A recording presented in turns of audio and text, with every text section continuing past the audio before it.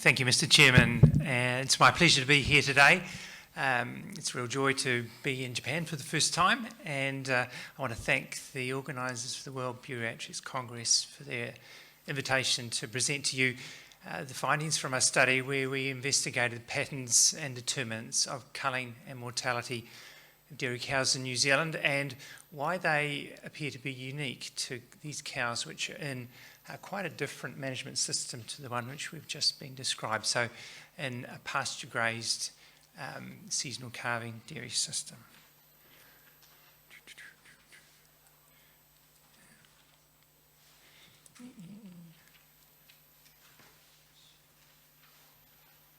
Does it work?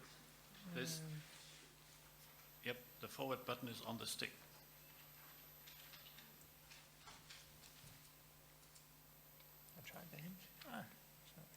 Oh, okay, just use this one. All right, yeah. We'll use the keyboard. Okay, so the background to this study is that we are all well aware, well, particularly of us who work in modern dairy systems, of the problems that occur because of high rates of mortality and culling. And these are negatively associated with the profitability of dairy farms, and also they, as we've already heard, are indicators of poor well-being of animals. This has increasingly become a problem to dairy farming, and in New Zealand it's not uncommon to see media releases like this one here, where which follows a investigation into the neglect of an outbreak of lameness in a dairy herd. So the public and the media are increasingly focused on the conditions under which cows in particular are farmed in New Zealand, and so this is causing quite a lot of public debate.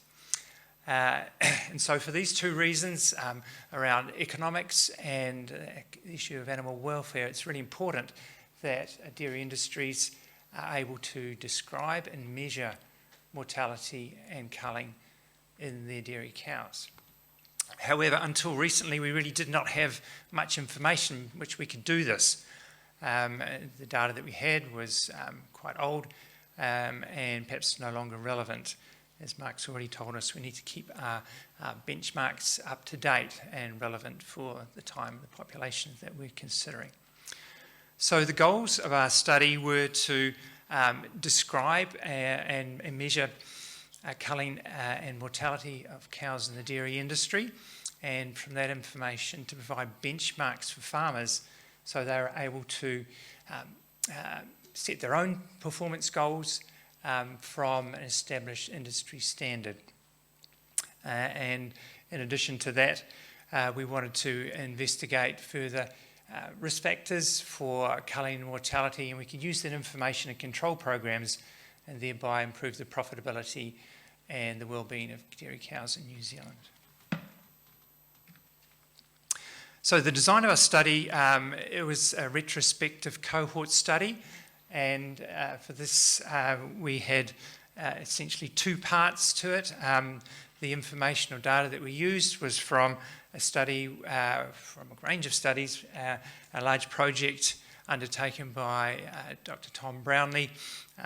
This here is the title page from the first in a series of papers, this one from the New Zealand Veterinary Journal, and this data was from a study into the reproductive management and performance of a representative sample of dairy herds in New Zealand. So it's a large multi-centre study, see there in the audience Tom, and it investigated various factors and described performance on these dairy herds. So this was a representative sample of herds in New Zealand, and therefore ideal for our purposes. And really what made this data set unique was that Tom and his technicians went to a lot of trouble to gather animal treatment records, and that was the basis for the second of our studies, second part of our study, if you like, a risk factor study, where we used farmer recorded treatments as information for a risk factor study.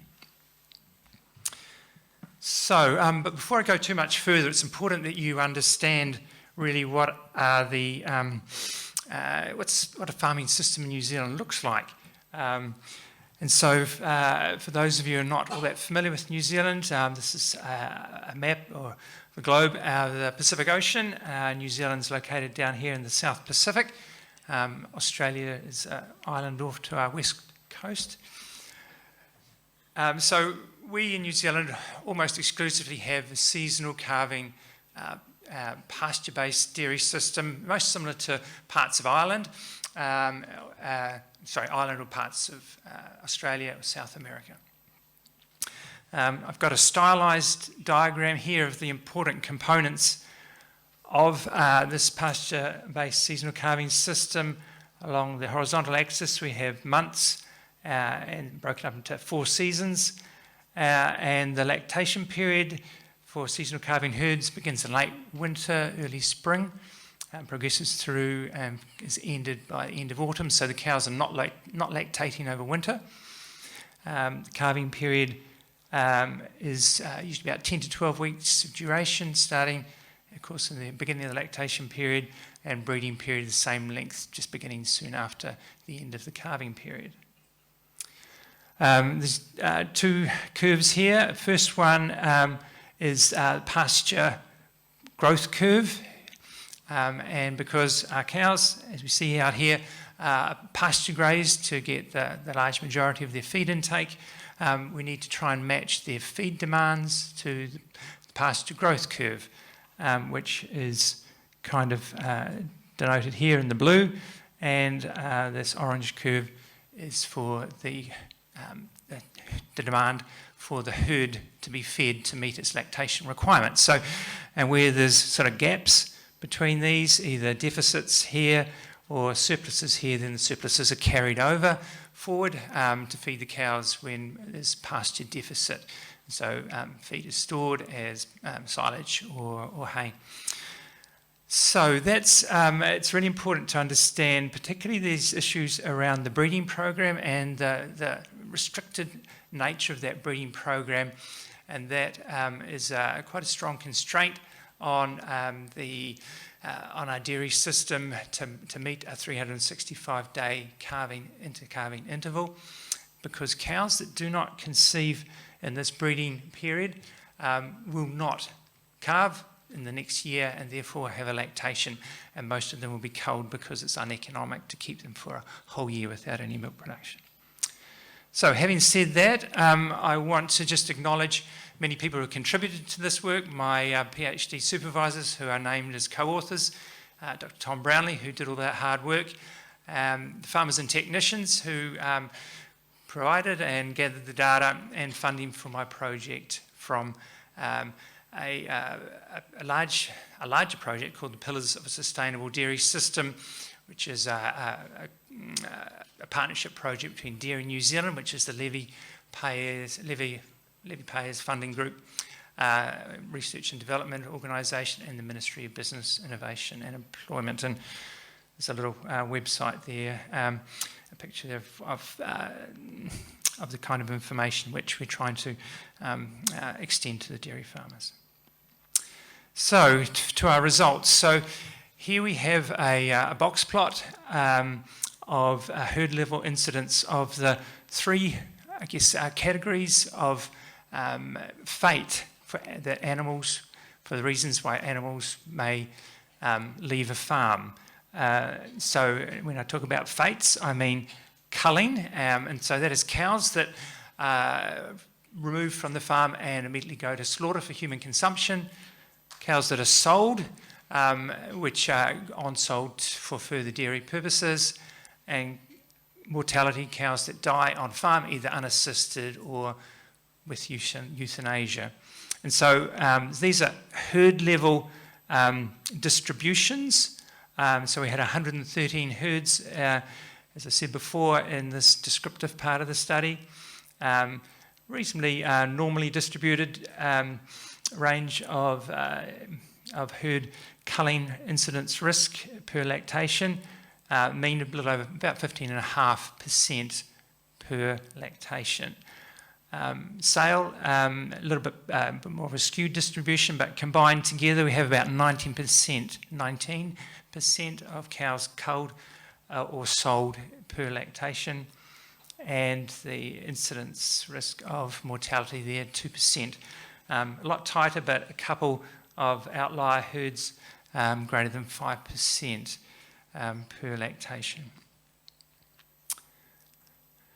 Sort of delving a little bit deeper into the patterns around that, we have some plots here along the horizontal axis. We have the interval from the start of lactation in months, and then up the vertical axis here we have the incidence rate in cases per 10,000 days, and note that there are different scales for those axes. And the different lines here denote different line colour and pattern denote the different age groups. Just looking firstly at the incidence rates of culling, we see that older cows here are 8+, and then 5 to 7 year old cows, they culled at higher rates than other cow age groups, and these peaks coincide with time of pregnancy testing, particularly in sort of mid to late lactation, when cows were due to calve but did not in fact calve, so they were verified that they were not going to calve and they were culled. And then a small percentage, maybe between 2 and 5% on average, cows that are carried over without a lactation, and lo and behold, they didn't get in calf again, and so they were sold again towards the end of about 2 years later. So the incidence rate for sale, kind of the reverse order, but the peaks appear very much the same time. And the reverse order is really because younger cows, of course, are a much more saleable option than culling, and farmers would choose to sell an animal because the return would be greater. Okay, so looking at mortality here, we have, again, as we saw from our previous speaker, high rates of mortality in early lactation, and again, coming up to the following lactation. Farmer reported reasons for removal. Across the, we have the different, categories of cause, and then percentage of each. And we can see that reproduction is overwhelmingly dominant for both culling and sale. But however, looking at mortality, we have a much more diverse range of reasons, including a lot which really are other or unknown, which really means the farmer had little idea. Accidents probably amongst those be the most predominant one. So turning now to the risk factor study, and this is these are a range of plots of the distribution of first cases of farmer recorded treatments, and across the lactation we have day interval post calving, and then the count of cases for each of these. And we can see that except for first cases of lameness and increased somatic cell count, there's a very strong clustering, if you like, in time in early lactation. So these data were used in a multivariable survival model which accounted for the competing risk of being culled, and in this case I've combined sales with culling or animals dying. And this is what we call a forest plot, and I've just taken some of the results from the analysis to highlight here. So we have the hazard ratio, the output from our regression model, and vertical line at 1 means there's no change in the hazard rate of culling or mortality. The estimates and the confidence intervals here, and then the variables. And these are split up by age groups, primiparous and multiparous cows. And so we can see here that for calving difficulty, we have slightly different rates for culling versus death amongst multiparous cows, but amongst primiparous cows, they were either cows culled or died if they had calving difficulty. I'll just draw your attention to a couple here. Very little effect of lameness on the risk of culling, and mastitis, a stronger risk factor for culling, but less so for death. Can you wrap up, Chris? Yep.